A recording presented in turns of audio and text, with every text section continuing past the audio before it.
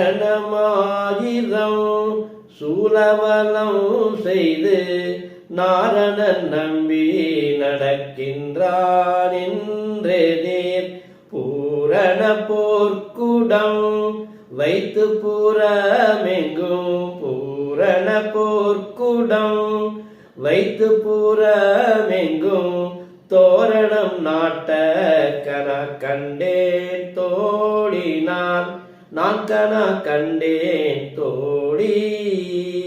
அனைவருக்கும் வணக்கம். இன்று நாம் காண இருக்கும் தலைப்பு திருஆடிப்பூரம். ஸ்ரீவில்லிபுத்தூரிலே பெருமாள் திருக்கோயிலிலே பெரியாழ்வார் என்ற விஷ்ணு சித்தர் பெருமாளுக்கு கைங்கரியம் செய்து வந்தார். அப்போ ஒரு நாள் ஆடி மாதம் பூர நட்சத்திரத்தன்னைக்கு கைங்கரியம் செய்யறதுக்காக துளசிவனம், பிருந்தைனா துளசிவனத்தில் கோயிலுக்குள்ள துளசி மரத்துக்கு கீழே திடீர்னு அதிசயத்தக்க வகையில் ஒரு பெண் குழந்தை ஓடி சூரிய பிரகாசத்தோட ஜெகஜோதியாக ஒரு நல்ல தேஜஸுடன் ஒளி பொருந்திய கண்களுடன் ஒரு குழந்தை கைகால்களை துள்ளிக்கொண்டு இருந்ததை பார்த்தார். ஆகா, இது யார் குழந்தை இங்கே வந்து பிறந்திருக்கிறதே, இதனுடைய அப்பா அம்மா யார் என்று அங்கும் இங்கும் தேடுகிறார். அங்கு ஒருவரையும் காணல.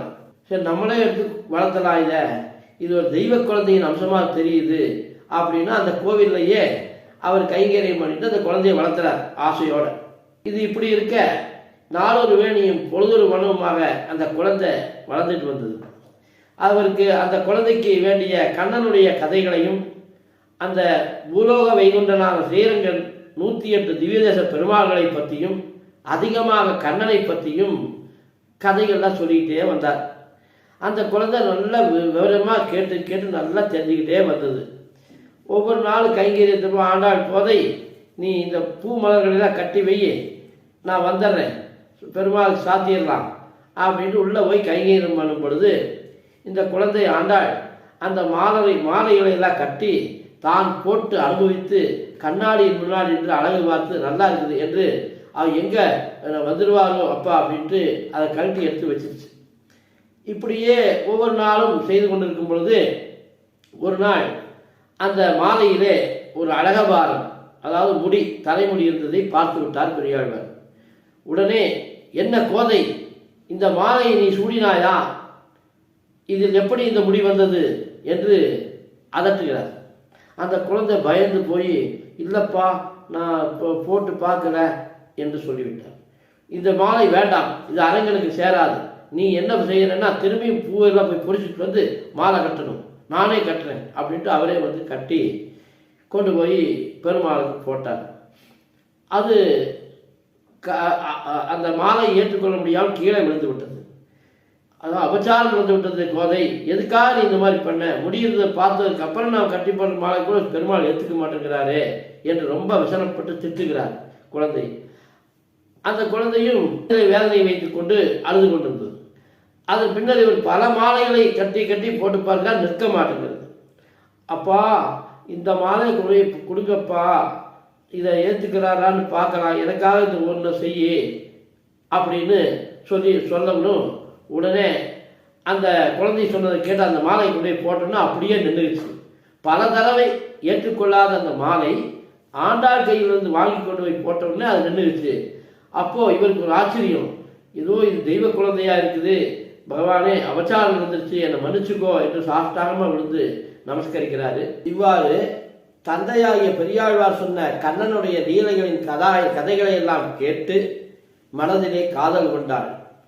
பெருமாளின் திருவடி அடைய வேண்டும் என்ற எண்ணம் மனதிலே தோன்றியது. நாட்கள் நகர்ந்தன, வருடங்கள் ஓடின.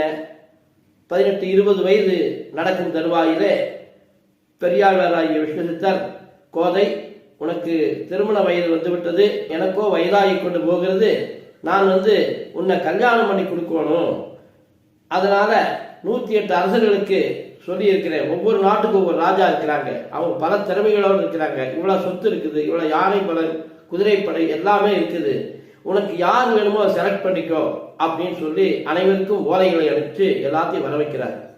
அப்போ இவள் கோபப்பட்டு, அப்பா எனக்கு இந்த கல்யாணம் வேண்டாம், எதற்காக நீங்க இப்படி எல்லாரையும் வர சொல்றீங்க, நான் மணந்தால் அந்த அரங்கனைத்தான் மறப்பேன், அந்த கண்ணனைத்தான் நான் மறப்பேன் என்று சொன்னார். அவருக்கு கோபம் வந்து விட்டது.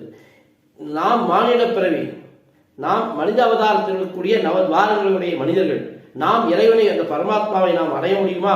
அர்த்தமில்லாமல் பேசுகிறாயே, சொன்னதை கேள். நான் உனக்காக நான் இவ்வளவு தூரம் கஷ்டப்பட்டு எல்லா மன்னர்களையும் வர சொல்லி நீ இன்னொரு பக்கம் கட்டி கொடுத்து நீ போய் வாழ்றதை பார்த்து நான் சந்தோஷமா ஆசிரியர மனசார நான் வாழுவேன், கடைசி காலத்தை கழிப்பேன் அப்படின்னு ஒரு ஏக்கத்தோட சொல்றேன்.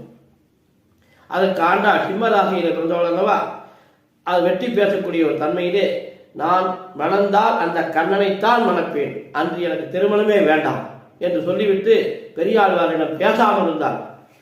பின்னர் என்னதான் உன் முடிவு என்று பெரியாழ்வார் கேட்க, என்னை கொண்டு போய் அரங்கத்திலே விட்டு விடுங்கள், அந்த ஸ்ரீரங்கனையே நான் மணத்துக் கொள்ளுகிறேன், என்னை கொண்டு போய் விடுவதுதான் உங்களது வேலை என்று திட்டவட்டமாக சொல்லிவிட்டார். அதன் பிரகாரம் சரி அடம்பிடித்து சொல்லுகிறாளே, மகளை பெற்று வளர்த்துட்டோம், இதை கொண்டு போய் சேர்த்தி ஆகணும், அவ்வளோ இப்படி சொல்றான், சரி என்னதான் நடக்குது பாப்போன்னு கூட்டிட்டு போறாரு. அங்க ஸ்ரீரங்கத்துல அரங்கனார் முன்னாடி நிறுத்து வேண்டாரு. கண்களை மூடி தியானம் செய்யவும் சிறிது நேரத்திலே அந்த ஆண்டாள் தாயார் கோதை நாச்சியார் சூடி கொடுத்த சுடர்குடி கோதை ஆண்டாள் ஒரு ஜோதியாக சென்று இரண்டர கலந்து வளமார்பில் வாழ்கின்ற மங்கையாக பெருமாளின் நெஞ்சிலே உறைவிடமாக திகழ்ந்தாள். இவர் கண் விழித்து பார்க்கும் பொழுது அந்த ஜோதி மட்டுமே தெரிந்தது. ஆண்டாள் ஆண்டாள் எங்கே சென்றாய் என்று தேடி சுற்றுமுற்றும் தேடி பார்த்தவுடன் காணாமல் பெருமாளினுடைய வலமார்களிலே மங்கையாக ஒரு ஜோதியாக இருந்த ஆண்டாளை கண்டு, நீ சொல்லும் பொழுது நான் நம்பவில்லை, நீ அடம் பிடிக்கிறாய் என்று நான் கூட்டி வந்தேன், இங்கு அரங்கனுடைய நீ சென்று ஐக்கியமாவா என்பது தெரியாமல் நான் உன்னை பேசிவிட்டேன், ரங்கா என்னை மன்னித்துக்கொள் என்று மீண்டும் சரணாகதியாகி இவ்வாறாக அனைவரும் கூடி ஆண்டாள் தேவிக்கு மங்களம் பாடி மகிழ்ந்திடுவோம், அனைவரும் கூடி ஆண்டாள் தேவிக்கு மங்களம் பாடி மகிழ்ந்திடுவோம், கற்பூர ஆரத்தி பொங்கும் மங்களம் ரங்கமன்னாருடன் என்றும் சங்கமம், அனைவரும் கூடி ஆண்டாள் தேவிக்கு மங்களம் பாடி மகிழ்ந்திடுவோம், கற்பூர ஆரத்தி பொங்கும் மங்களம் ரங்கமன்னாருடன் என்றும் சங்கமம், அனைவரும் கூடி ஆண்டாள் தேவிக்கு மங்களம் பாடி மகிழ்ந்திடுவோம்.